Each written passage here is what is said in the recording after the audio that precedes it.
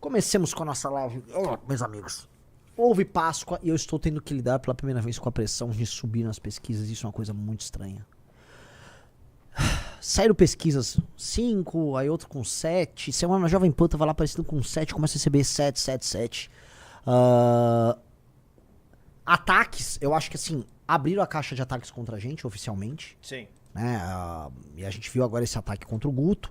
Mas tem ataques contra mim. Pegaram um ataque, cara. Acho que foi o ataque mais burro do dia que o 38 tava divulgando, tá? Um negócio patético, mas a gente vê que assim, eles estão tentando pegar acertos nossos pra nos atacar. Esse aqui eu queria começar, porque esse aqui eu falei, não, eu não acredito. Um dos vídeos mais legais que eu tenho, que é um dos vídeos que provam que eu, diferente dessa tigrada toda, eu já tava enfrentando o PT lá na PQP. E pra ser sincero, eu faço oposição ao petismo desde a época da faculdade. Eu sou inimigo do PT, assim, já como adulto, desde 2003, quando eu entro na Faculdade de Direito da USP.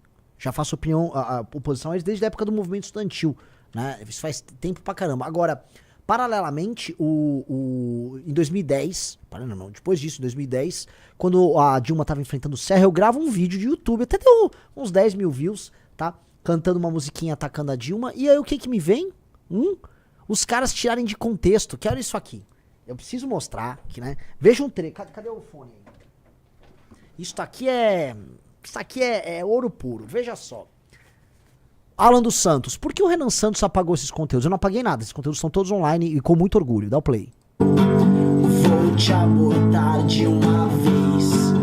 Vou te abortar de uma vez. Vou te abortar de uma vez. Vídeo de 2010. O que é esse vídeo? 2010 esse vídeo? 2010. É da eleição de 2010. 2010. Pega o vídeo inteiro. Era um vídeo em que a gente tava atacando a Dilma.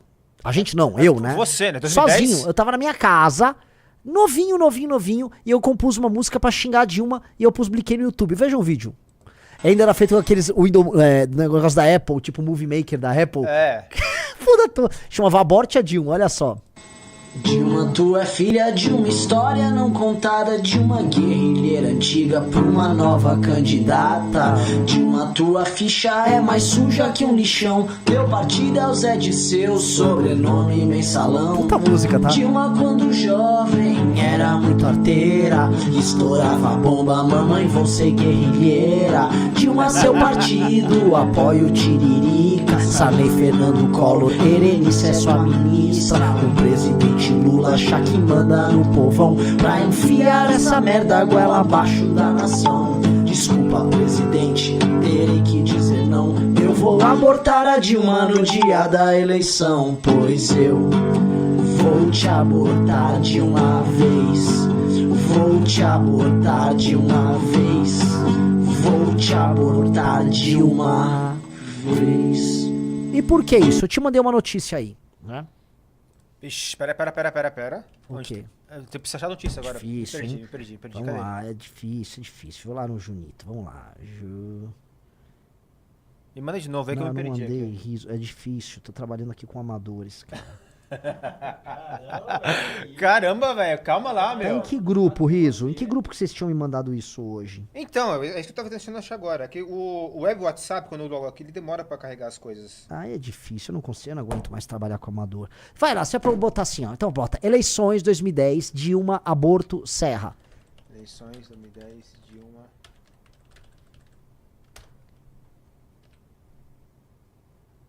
É da Veja, né? É esse aí. Esse aqui. Vamos lá. Nas eleições de 2010, 5 de outubro de 2010, tá? Eleições de 2010. O tema central, um dos temas centrais mais discutidos, era o fato da Dilma Rousseff. Ela dizia que era a favor do aborto e depois ela passou a se colocar contra. Entendeu? Então tava toda uma polêmica correta sobre a Dilma do nada falar uma coisa e mudar pra outra. E aí olha a matéria. Serra sempre foi contra o aborto, porque Augusto Nunes estava fazendo campanha pelo Serra. Dilma descobriu só em julho que não era a favor. No vídeo divulgado em 18 de setembro, Serra informa que não mudou de ideia sobre a questão do aborto. Na campanha presidencial de 2002, por exemplo, o candidato do PSDB avisou que não pretendia modificar a legislação em vigor. Não só a favor, blá, blá. O fato é, a Dilma tinha uma opinião, ela era favorável ao aborto. E aí, para a eleição, ela alterou. que eu fiz? Falei, o que eu vou ajudar aqui a derrotar a Dilma? Peguei um violão e gravei em 20 minutos uma música pegando a malandragem, porque a Dilma tava tomando, não era um cancelamento, mas tomando um calor por causa do negócio do aborto, e eu ajudei pra dar uma porrada, entendeu? Quem tinha que ser abortado ali é a Dilma. Puta vídeo. Diferente daquele Alan dos Santos, que era um punheteiro, na época, em 2010. Fala isso na live. Mas que era um vagabundo qualquer, um inútil em 2010. Eu já fazia oposição ao petismo. Aí o que cabe a esses caras? Né? O que cabe é ficar mentindo pra tentar encaixar o negócio do Guto, fazer recortes toscos, tá? É muito tosco. Muito tosco. Então eu tenho um baita orgulho, que bom que pegaram esse vídeo, que é mais um vídeo que demonstra que há muito tempo, desde sempre, eu tô enfrentando os caras. E posso falar, Riso? Pode. Boa música. Boa música, ficou legal. Ficou legal, não ficou? Ficou bastante legal. Já tô falando de Erenice, Zé Dirceu, Mensalão e tal, entendeu? Vídeo muito bom. E é isso. E assim, é isso, se vão puxar do meu passado, que eu gravei um vídeo atacando a Dilma Rousseff, pegando um tema da época, que vocês nem lembram, eles nem sabem. Inclusive, né, porque esses são os moralistaços, né, os direita bolsonarista, eles são todos moralistas, mas nem sabia. Esse foi um dos temas da campanha de 2010.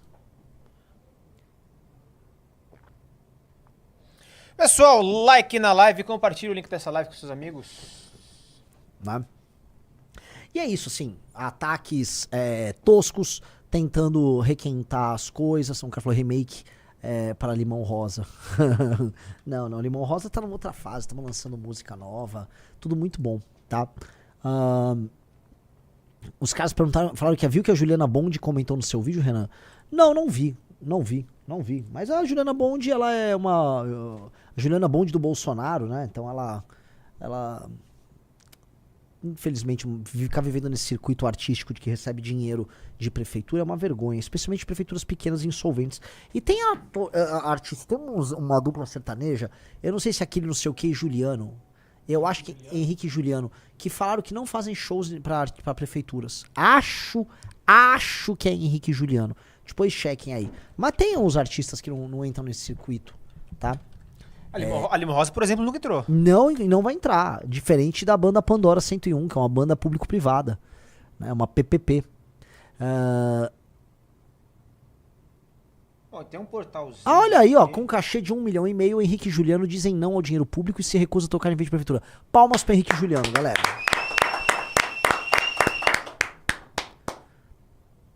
É isso. Pois é, meus queridos amigos. Mas então, assim, nós entramos de fato no circuito, tá? As pesquisas nos colocaram aí com 7%, outras com 5%, mas o fato é o seguinte, a trajetória de subida é muito grande. A minha pré-candidatura, de alguma maneira, por mais que ela seja a pré-candidatura mais pobre, por mais que seja uma pré-candidatura, assim, de um partido novato, ela é referendada, inclusive, por uma estatística que saiu também, foi divulgada na CNN ou na Jovem Pan, eu sempre confundo as duas, que mostrava que a gente é o 4º partido favorito dos brasileiros. A Juliana do Bonde falou, que honra.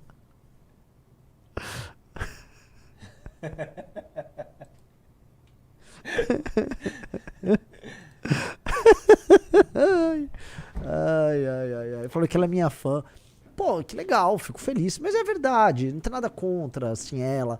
Esses shows que não dá, show de prefeitura não dá, cara. Shows não dá. Parece que ela não esteja desviando dinheiro, não esteja nada, mas esses shows das prefeituras não dá, tá?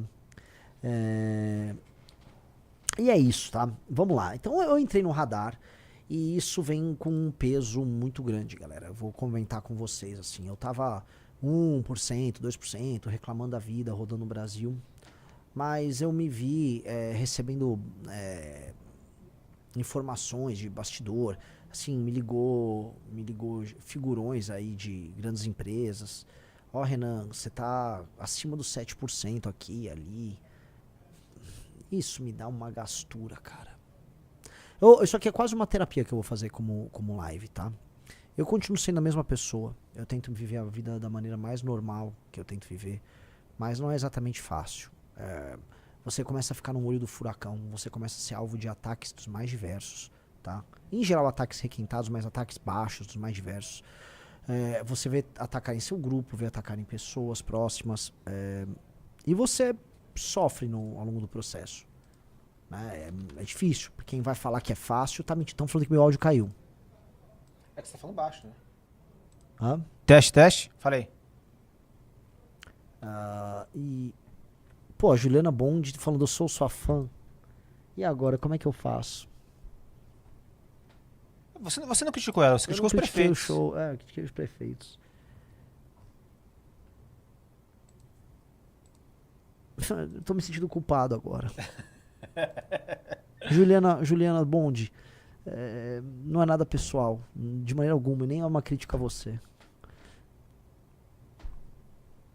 Eu também não sei quem é que vai cuidar da periquita, né? Que é a música dela. Quem da minha periquita. Eu também não sei, eu nem tenho uma periquita. Tá, Juliana Bond, tô me sentindo culpado, Riso. Ô, Juliana. Então o que eu posso falar pra vocês, assim, é tudo muito estranho, cara. Eu fiz um vídeo do Juliana Bond e ela respondeu, entendeu? Qual é a próxima? O Neymar vai tomar um... O Neymar que anda com o Nicolas. Aliás, eu vou comentar já da briga do bolsonarismo, né? Mas é uma coisa completamente nova, é muito ataque. Eu encontrei minha família esse fim de semana e falei, cara, se preparem. Eu encontrei minha sobrinha, que é o bebezinha. Bebezinha não, ela já tem 6 anos, mas eu fico imaginando o mal que as pessoas podem fazer para as pessoas. Aí me vê uma angústia, me vê um peso muito grande. E é isso que eu tô com um peso muito grande dentro de mim. E por mais que eu tenha, sabe, eu comemore, vejo os números, vem um peso colossal, cara. E eu entendo porque as pessoas desistem no caminho, porque o peso é muito, muito, muito grande. Tá? E nem cheguei perto do peso real, concreto, sabe? Quem diz que política é um negócio bom, não é. Política é um negócio trágico, cara. É sempre muito trágico. Eu volto pra falar pra vocês. Eu acho que eu tendo a continuar subindo aí nas pesquisas, mas não é só, não é bom, é esquisito. Eu falo pra vocês, cara. Eu falo de quem tá aqui nesse jogo, do outro lado, aqui da telinha, né? Do outro lado da telinha. Não é fácil, né?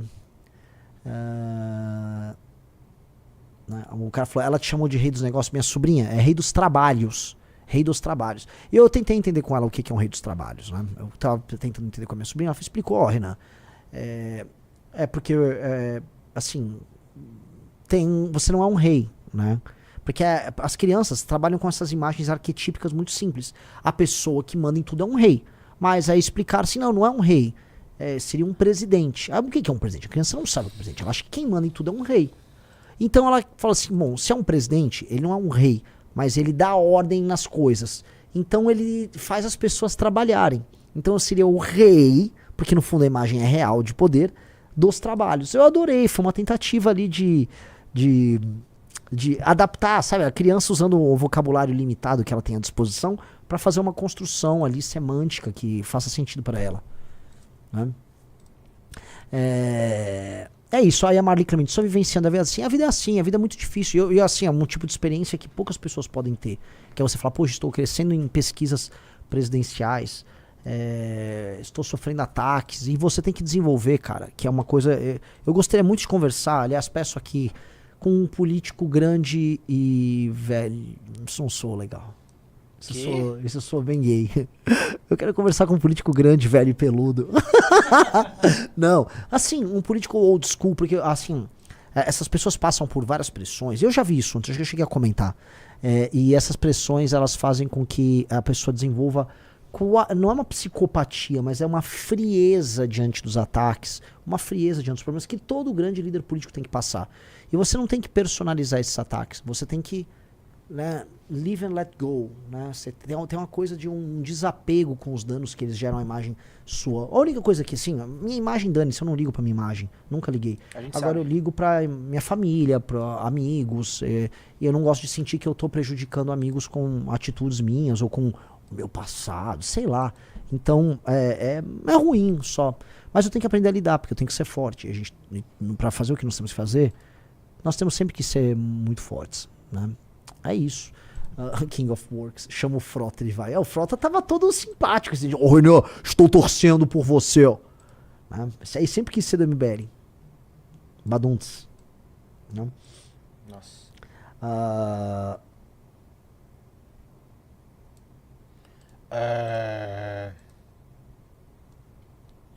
Pessoal, like na live e entre no Valete Plus, valete.org.br, link na descrição da live ou no QR Code que está na tela. Uhum. Fernando Henrique Cardoso, vê se ele pode atender, não sei como ele está, mas acho que o Fernando Henrique tá bem velhinho, nem tem como dizer nada sobre ele, né? Ele que quis roubar o MBL de vocês, né? Ele mesmo. Ele com o Bolsonaro à época, né? Lá em 2018.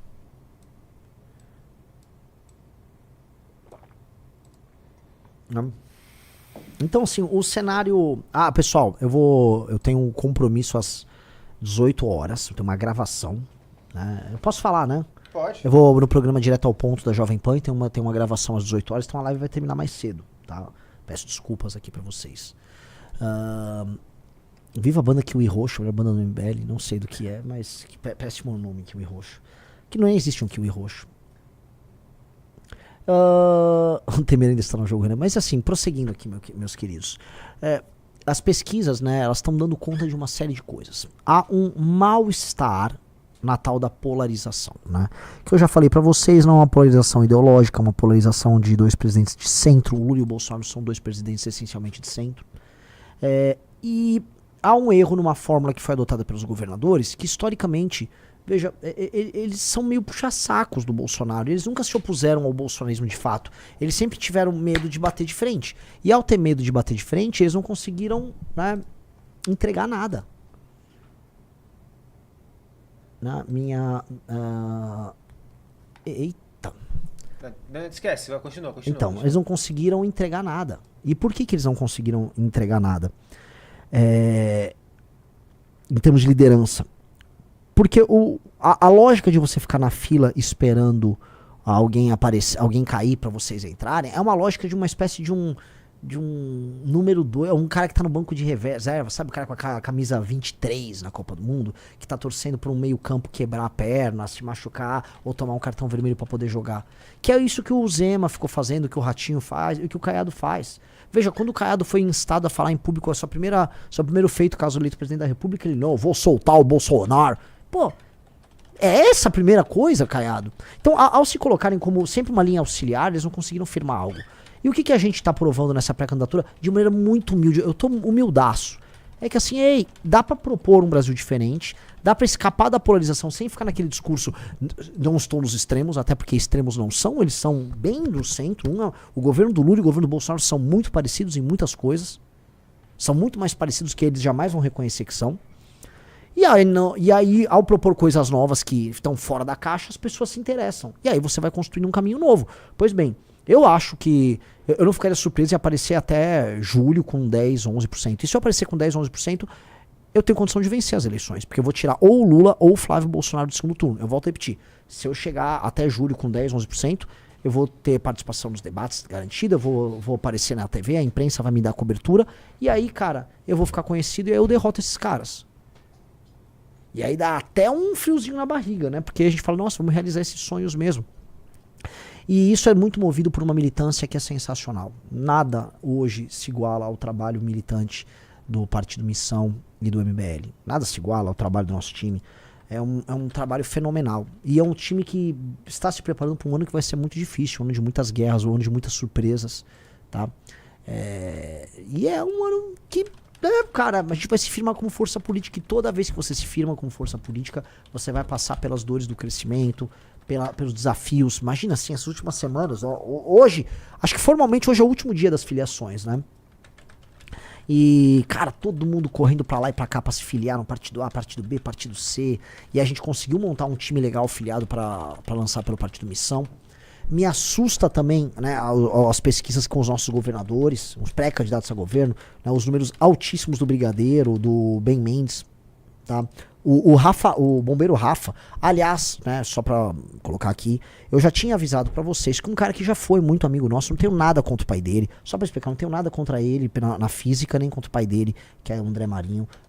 Gosto do pai dele, o pai dele já foi muito bacana no momento que a gente precisou, já fomos bacanas também, e não tenho nada contra, tá? Mas o André Marinho é aquele cara que bolsonarizou, né? Fez o cálculo, foi pro novo bolsonarizou. Então, assim, que ninguém se confunda, nosso pré-candidato ao governo do Rio nas eleições suplementares que vão acontecer agora, chama-se Bombeiro Rafa, e esse vai ser o primeiro teste de urna do Partido Missão.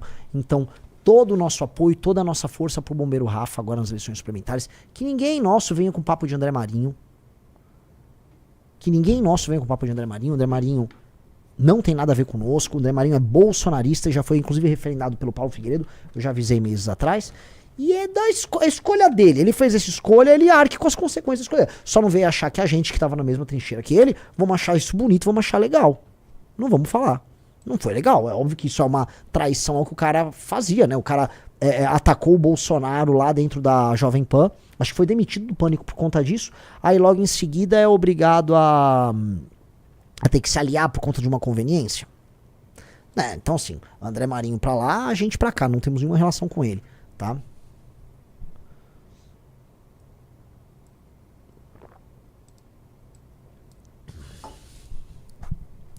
E estamos preparando as nossas pré-candidaturas ao governo, tá todo mundo subindo na pesquisa.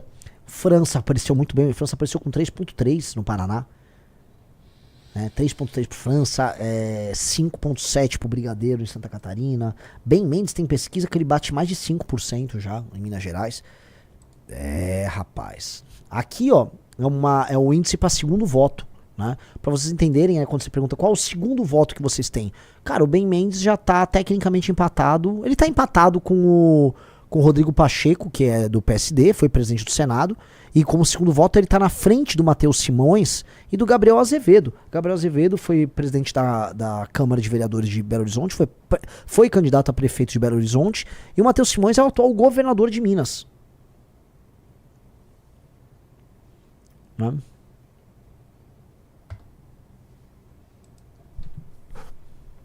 É bizarro. Então, eu fico muito feliz porque foram várias escolhas de pessoas, de várias lideranças que se juntaram ao nosso grupo, tá? E aí, cara, o que vocês olham para cenário de Brasil? Há um derretimento claro, oriundo do governo Lula. O governo Lula não tá passando por um momento bom. O Lula voltou a fazer aparições públicas e o Sidônio tá participando dessas aparições públicas e não tá indo bem. Eu até gravei um vídeo, até foi bem o vídeo, passou de 500 mil de views, né? É um vídeo em que eu tratava ali de uma ida dele num desses eventos em que uma mulher cobrou o emprego dele. Ele ficou falando de emprego de maneira genérica, falou de Pix, ficava lá o Sidônio soprando do Pix. Tá uma situação ruim e aí finalmente estão começando a falar em substituir o Lula. E caso o Lula não se mostre viável, ele ser substituído pelo Haddad nas eleições. E paralelamente o Haddad já está em campanha para o governo do estado de São Paulo, produzindo muito conteúdo. Eu tomei o cuidado de checar se o conteúdo que ele está produzindo é local ou nacional. E eu reparei que o conteúdo que ele está produzindo é um conteúdo essencialmente paulista. Portanto, ele está focado ainda no governo de São Paulo, mas eu tendo a crer que há uma chance bem concreta do Haddad concorrer à presidência da República, tá? O que vai determinar se será o Lula ou se será o Haddad? Vai vir uma batelada de ataques contra o Flávio Bolsonaro, ataques que não são apenas midiáticos, mas ataques jurídicos, tá? Vai estourar muita coisa, e não é que tadinho do Flávio, foi alvo do ataque do PT. Não. Ataques reais, oriundos de um problema real. E eles vão ver. Se o Flávio cai, eles substituem, eles mantêm o Lula. Se o Flávio não cai, eles substituem. Mas agora tem esse novo elemento, que é o Renan. Sou eu, no caso. Que estou num processo de subida. Se manter essa curva de subida, assim, rapidamente eu vou alcançar os 10%. E aí surgiram agora novas candidaturas. Então colocaram o Cabo Daciolo no pleito, né? Eu não sei se colocaram, ou se os partidos só querem colocar alguém na mesa para poder pleitear alguma coisa, ou se só querem lançar eles. E botaram o Augusto Cury, que é um escritor acho que de autoajuda, um best-seller aí, tem muitos seguidores nas redes sociais. Não conheço nada do que seria a plataforma dele, então não vou falar nem bem nem mal, tá? O Daciolo, mesma coisa. Foi um personagem folclórico na eleição de 2018, mas eu acho que isso irá, sim, nos atrapalhar nas próximas pesquisas, porque nesse voto, né, pelo novo, por alguém que pinte, você, né, acaba dispersando. Então, por mais que eu acho que o Zema vai deixar de ser candidato, e por mais que eu acho que o Caiado não dura com essa candidatura, esses outros nomes aparecem para você ficar dissipando a vontade do eleitor. É do jogo, não vou ficar aqui reclamando de nada, tá? Prosseguindo. Então esse é o cenário que a gente tá construindo, tá? Um cenário que envolve novos players. É um cenário que vai envolver também a construção de plataformas alternativas ao bolsonarismo e ao lulismo. E é nesse cenário de plataformas alternativas, a gente é de longe a que está mais bem desenvolvida, simplesmente porque a gente se propõe a fazer isso. Eu não sei se enfim, não dá pra falar que os partidos lá do Daciolo, etc, estão fazendo isso, mas dá pra falar que é o jogo como é que tá.